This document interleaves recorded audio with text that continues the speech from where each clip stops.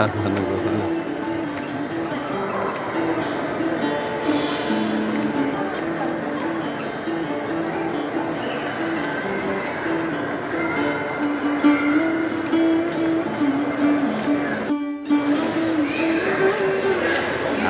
কাতারে এমন একটা জায়গাতে আসছি, আমি কলমের রবিউল আর হচ্ছে আমাদের দমদমার মতিন।